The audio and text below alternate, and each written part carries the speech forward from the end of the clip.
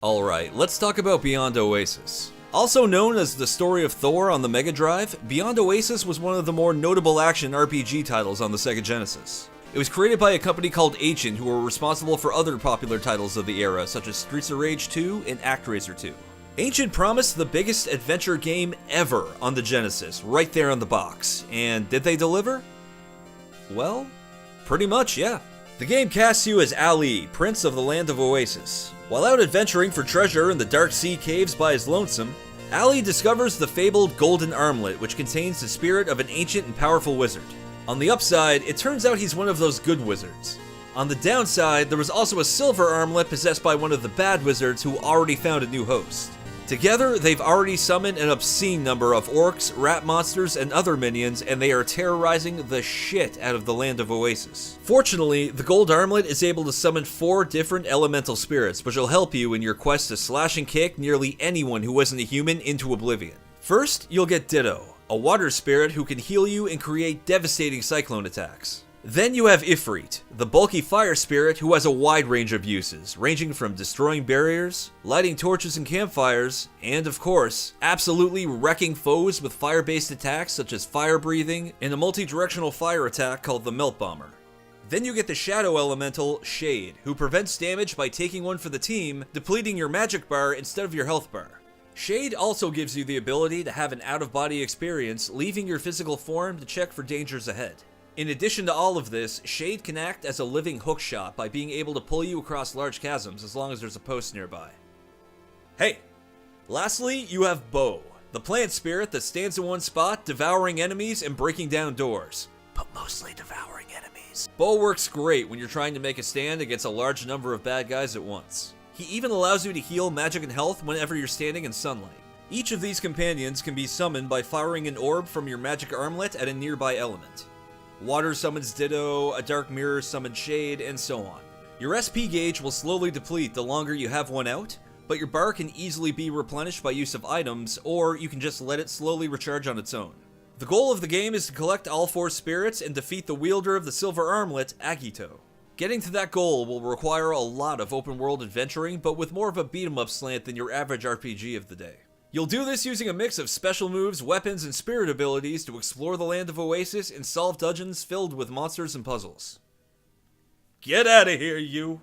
Instead of unlocking new moves as the game progresses, Beyond Oasis instead opts to give you all of your key moves right from the beginning.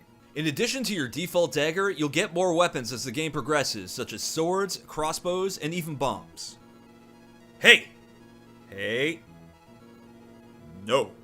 Once you get the hang of the combat controls, you'll be able to pull off some really deadly special moves that will make you feel like you actually stand a chance in combat, even at low health. The game was designed by Kitaru Ushimura, who had previously worked on titles such as Bubble Bobble 3 and Streets of Rage 2. The game's soundtrack was composed by Yuzo Koshiro, and is notably the only person to get a credit on the main menu. Although that was more likely to do with the fact that Streets of Rage was developed by Ancient, which was managed by Koshiro. But then again, this guy composed Streets of Rage 2 and Revenge of Goddamn Shinobi, so whatever. The soundtrack for Beyond Oasis honestly isn't my favorite work from him, but it's more than serviceable for the game. When you have a game that has nice looking sprites, an open world, and a reasonably well paced combat system, it's an easier thing to look past. Though I guess if we're being honest, a Shinobi style soundtrack probably wouldn't have been a proper fit for this game either.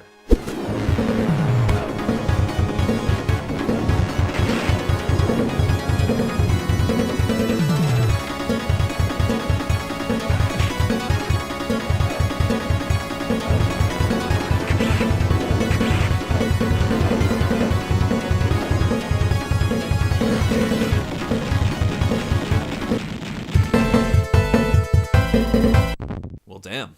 I stand corrected. The game itself will take you 5 to 7 hours to beat, give or take, and you can save just about anywhere that's not a dungeon. And yes, the Zelda comparisons have been made, and made often. Shit, I've already made about 3 of them in this video so far. But I honestly feel that Beyond Oasis had enough unique qualities to make it stand out on its own.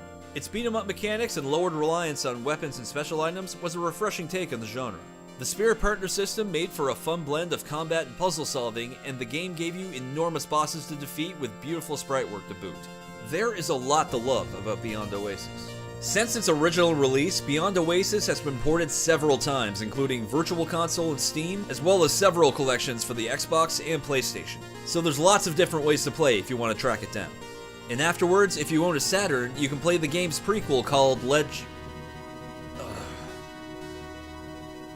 Legend of Oasis.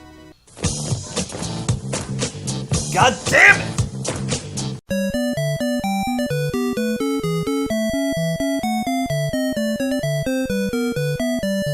Ali for Smash Brothers. Seriously, hear me out. I get on the totem pole of Sega characters, he's pretty low, and there aren't many Sega characters in Smash Brothers to begin with. But there's a very good way to justify his existence in the Smash game. Super Smash Bros. Versus Sega All-Stars. Is it the most wishful of fanboy thinking? Maybe. Probably yes. But playing the game today with a new Smash game on the horizon, it's hard not to think about. We all know that Sega is sitting on a freaking gold mine of mascots and characters that would make great additions to a Smash game. And Ali's skill set is just too perfect. A down B that drops bow to attack nearby enemies, a forward B to fire out Shade, which could also double as a ledge save, a default B of Ifrit breathing fire in front of you, a third jump where Dido lifts you up in a cyclone. He would be an amazing fit for Smash Bros. And yes, I know it's a leap to wish for an entire Smash spin-off game to justify the addition of one obscure Sega RPG protagonist. I know. But this game is just one more reminder of how many great properties Sega are sitting on right now. Just imagine Ali vs. Link in Final Destination. Hell, Chaz vs. Marth, Fox vs. Space Harrier, Ganondorf vs. Death Adder, ToeJam and Earl vs. the Ice Climbers, Sketch Turner vs. Game & Watch, Monkey Ball vs. Jigglypuff. Make it happen, you two. Please?